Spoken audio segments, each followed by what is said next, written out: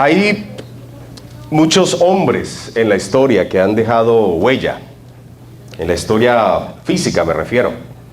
Un Simón Bolívar, ¿han escuchado ustedes de Simón Bolívar? Los que son de Sudamérica.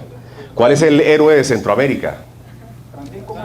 Morazán, otro que dejó huella. Más cercano, un Steve Jobs. ¿Quién conoce quién fue Steve Jobs? A ver, los jóvenes allá atrás, claro. El hombre que sacó adelante Apple, esta compañía tecnológica que hoy en día está en todo. ¿Quién no conoce un iPhone? ¿Quién no conoce un iPad? Todo eso lo creó este hombre, dejó su huella. En el aspecto cristiano hay muchos hombres también que han dejado huella. ¿Ustedes se acuerdan de un mensaje a la conciencia? Del hermano Pablo. Programa radial que duró casi 50 años y todavía se oye. Ya él está en la presencia del Señor y se sigue escuchando eso. Otros que no han muerto, un Billy Graham, que sigue dejando huella. El hermano Luis Palao, Motesi, como ellos, tantas personas que han dejado huella y están dejando huella en la tierra. Al ver el video de Colombia, y cuando, si pueden quitar ese hermano mío, por favor, y ver ese video de Colombia, estaba recordando que en Colombia en los años 40 hubo un muchachito que recibió a uno de los primeros, a los primeros misioneros americanos que llegaron a Colombia con Biblias, con avionetas, a repartir Biblias por todo lado, a la selva colombiana. Este era un chiquitín en los años 40 y se fue con ellos a llevarle las cajas, a llevarle las maletas por todo Colombia. Luego, estos americanos lo apoyaron porque este niño tenía un llamado y estudió en el seminario en Bogotá, en Medellín, se preparó y empezó desde muy joven a servir al Señor. En aquella época, si andabas con una Biblia en la mano, eras un objetivo claro para ser atacado, o políticamente o religiosamente. No es como hoy en día que si aquí en Miami salimos con una Biblia en la mano, no, nadie nos dice nada. Allá en esa época no era así. Si decías que eras cristiano, estabas corriendo un riesgo grande, porque hasta ahora se estaba sembrando el evangelio en Colombia. Este muchachito fue creciendo por predicar la palabra. Muchas veces intentaron matarlo, llegaba a pueblos con los misioneros, le daban veneno en el café. El mismo cura del pueblo daba la orden de sacar a esos evangélicos de aquí, que aquí no llega ninguna Biblia cristiana. Y sufrió mucho y padeció mucho. Dios lo llevó adelante. Hoy en día es pastor en Colombia y gracias a ese hombre yo estoy aquí. Ese es mi papá, don Héctor González, que es pastor allá en Colombia. Y para Dios sea la gloria, para Él sea la honra. 3 veces declarado clínicamente muerto. 3 veces, pastor. Y las 3 razones, predicar la palabra de Dios. O sea que hay hombres que dejan huella, pero todos son humanos. Hay uno que dejó la huella verdadera, que es Jesús, de quien vamos a hablar en esta tarde. ¿Les parece? Jesús es nuestro Salvador, es el mejor ejemplo de Salvador, es nuestro Señor, príncipe de paz. Él es el único puente entre nosotros y Dios el Padre. Él es ejemplo en todas las áreas de nuestra vida. Cuando vemos la palabra de Dios, nos damos cuenta que Él es ejemplo en todo ese ejemplo. Inclusive, y aquí viene lo que quiero compartir con ustedes, Jesús también es ejemplo en sufrimiento, en dolor, en pruebas. Él es el ejemplo supremo en esas áreas también. Dice Isaías 53:3, si tienes la Biblia por ahí, un lapicero y un lápiz y un papel, te animo a que saques todo, vamos a tomar apuntes y aprender de la palabra de Dios. Isaías 53:3. Gracias, Señor. Es un versículo bíblico que nos enseña y nos recuerda que Jesús también es ejemplo en momentos de adversidad, en momentos de dolor. Para nadie es un secreto que esta nación de repente está pasando por un momento difícil. Y no solamente económicamente hablando, pero también moralmente hablando. Es un momento difícil, es un momento de dolor, de sufrimiento. Jesús es nuestro ejemplo de dolor y sufrimiento. Isaías 53:3 dice: despreciado y desechado entre los hombres, experimentado ¿en qué? En quebranto, y como que escondimos de él el rostro. Fue menospreciado y no lo estimamos. Ciertamente llevó él nuestras enfermedades y sufrió nuestros dolores, y nosotros le tuvimos por azotado, por herido de Dios y abatido. Mas él, Jesús, herido fue por nuestras rebeliones, molido, molido por nuestros pecados. El castigo de nuestra paz fue sobre él, y por sus llagas fuimos nosotros curados. Todos nosotros nos descarriamos como ovejas, cada cual se apartó por su camino, mas Jehová cargó en él el pecado de todos nosotros. Este no es un ejemplo de sufrimiento. A veces no dormimos, nos trasnochamos y nos preocupamos porque no tenemos cómo pagarle a la FPL $50. Pero Jesús fue azotado, fue aborrecido. A veces decimos, Señor, ¿por qué no tengo un carro 2012 del año, del más fino? Señor, estoy sufriendo. Y creemos que nuestros sufrimientos son más grandes que los que Jesús tuvo. Jesús es ejemplo también en sufrimiento, en dolor. Y este versículo de Isaías deja claro que Él sí sabe de dolores. Él sí padeció dolores de verdad. Por 10 segundos piense cuál es su dolor más fuerte, su preocupación más tremenda. Y se va a dar cuenta que por muy grande que sea, no supera ni le llega a la de Jesucristo, porque Él es nuestro ejemplo.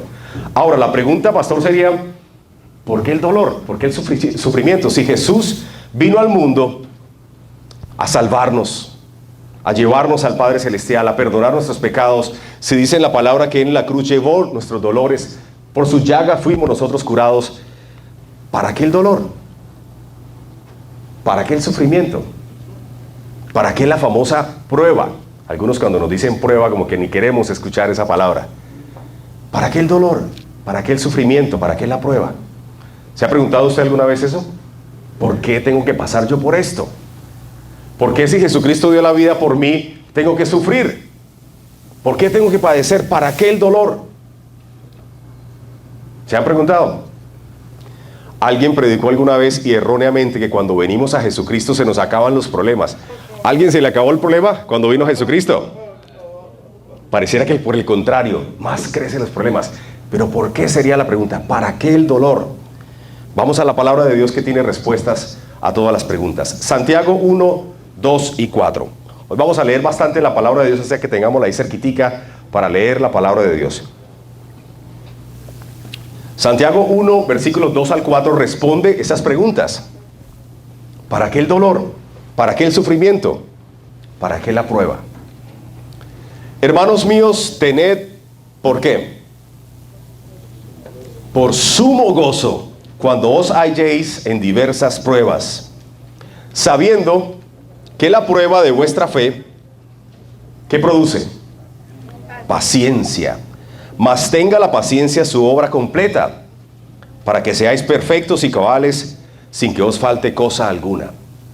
Hermanos míos, tened por sumo gozo cuando os halléis en diversas pruebas. Cuando yo leí esto y traté de entenderlo, y lo hemos leído por años y lo hemos escuchado en muchas predicaciones, pareciera en primera instancia como que contradictorio.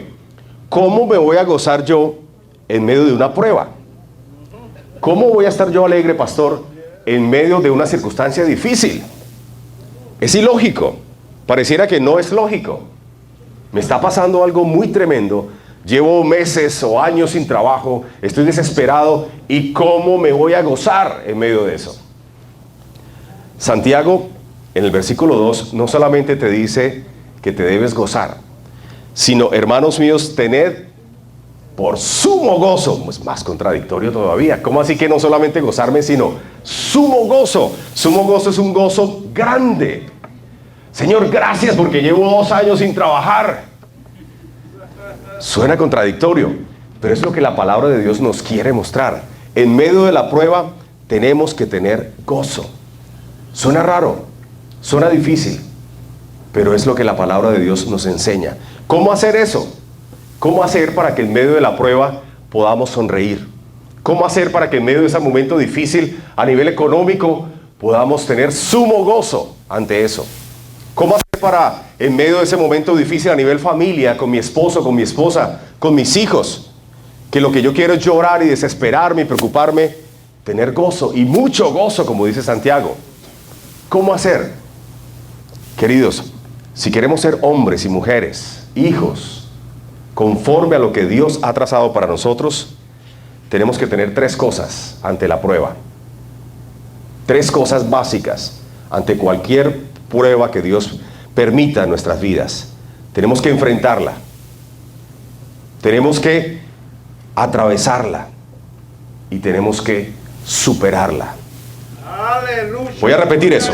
Tenemos que enfrentar la prueba, tenemos que atravesar la prueba y tenemos que superar la prueba. Anote eso por ahí, en la esquinita de la palma de la mano si no tiene un papel, pero usted tiene que enfrentar la prueba, usted tiene que atravesar la prueba y tiene que superar la prueba cuando vengan momentos difíciles en su hogar, en su sistema económico, en lo que usted esté pasando. Cuando viene la prueba, ¿cuál es la tendencia de nosotros como seres humanos? ¿Para qué te tengo patitas? Devolvernos, huir, el miedo, me pierdo, como decimos los colombianos, me desaparezco de aquí, huyo de la prueba. ¿Qué pasó con el pueblo de Israel cuando salieron de Egipto? Iban camino a la tierra prometida. Por fin llegó un Salvador a través de Moisés y Aarón que los sacó de allí.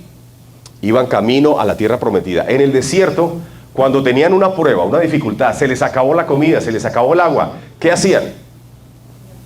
A ver, teólogos, estudiosos de la Biblia, estábamos mejor en Egipto. Allá por lo menos teníamos dónde dormir y qué comer. Claro, éramos esclavos, pero estábamos mejor allá. Atrás. Dios hacía un milagro.